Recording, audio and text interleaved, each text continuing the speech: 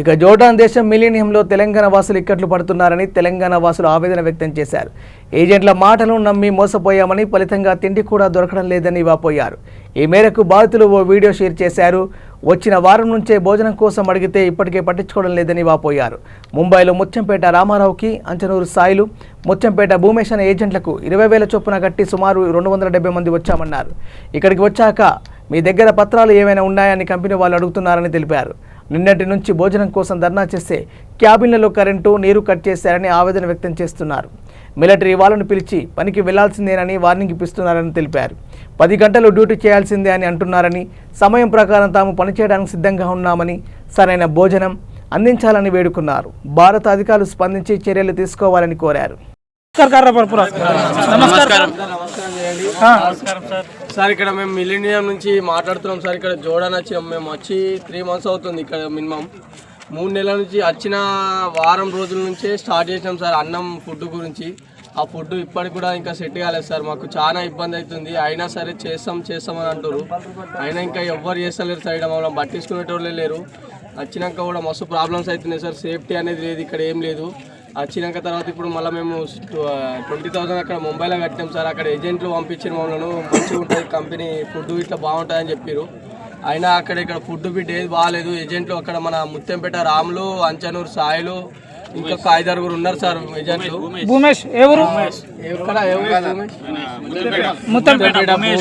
వీళ్ళు ఉన్నారు సార్ ఏజెంట్లు. వీళ్ళు ఏమంటే ఇంతమంది వచ్చినాం సార్. 250-70 మంది ఉన్నాం సార్. ఇక్కడ 20,000 అడిగే వరకు వీళ్ళందరూ ఇప్పుడు ఏమంటారు అంటే, ఇక్కడ సాలరు 20,000 ఇక్కడ మీకు పేపర్ ఉందా, కాగితం ఉందని వాళ్ళు మాట్లాడుతున్నారు సార్. మేము 10 గంటల డ్యూటీ కూడా వేయమని చెప్పినాము, 8 గంటలు చేస్తామన్నాము. అగాధం పని చేపిస్తున్నారు మమ్మల్ని. సేఫ్టీ అనేది సేమ్ విలేజ్ లో పని చేసినట్టు సార్. యూనిఫామ్లు ఇవన్నీ బాయ్ అక్కడ చేసుకున్నట్టు పని. మా పరిస్థితి ఘోరంగా ఉంది సార్. ఇక్కడ అన్నం లేదు, ఏం లేదు. నిన్న నుంచి మేము స్ట్రైక్ చేసే వరకు మాకు అక్కడ క్యాబిన్లలో అక్కడ క్యాబిన్లలో మాకు అసలు కరెంట్ కూడా లేదు సార్. మాకు చాలా పరిస్థితి ఘోరంగా ఉంది. నిన్న సాయంత్రం, నిన్న మధ్యాహ్నం 2 గంటల నుంచి మాకు ఇక్కడ కరెంటు లేదు, నీళ్లు లేవు, తాగడానికి ఏది లేదు, తినడానికి తిండి కూడా బంద్ చేసారు సార్. చాలా కష్టం చేస్తున్నారు. అన్నం లేదు నిన్నటి నుంచి, అన్నం కూడా పెట్టలేరు. అన్నం కూడా పెట్టకొచ్చారు. పని చేయము. పోలీసు వాళ్ళు కూడా వస్తారు సార్, మిలిటరీ వాళ్ళు. వాళ్ళని కూడా పంపిస్తారు. వాళ్ళతో వార్నింగ్లు కూడా ఇప్పిస్తారు పనికోమని. మీకు ఇదే 10 గంటల డ్యూటీ ఉంటాయని కూడా చెప్తారు సార్.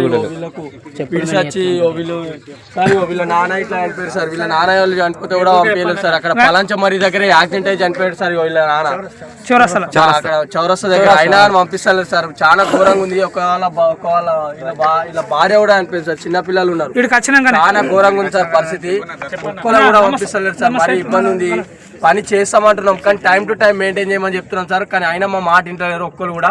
ఇగో ఇటువంటి పిచ్చిలంజోకులు అంతా మమ్మల్ని ఆన్ చేస్తారు సార్. అక్కడ చూపెట్టి కెమెరా మొత్తం మస్తు మాకు కావాలంటారు సార్. మస్తు ఘోరం చేస్తారు పరిస్థితి సార్. చూడండి సార్, కొంచెం తొందరగా పట్టించుకోండి ప్లీజ్. 200 మంది చెప్పారు. 200 మంది మొత్తం వాళ్ళకేమో మనకేమో ఏ గది ఎప్పుడు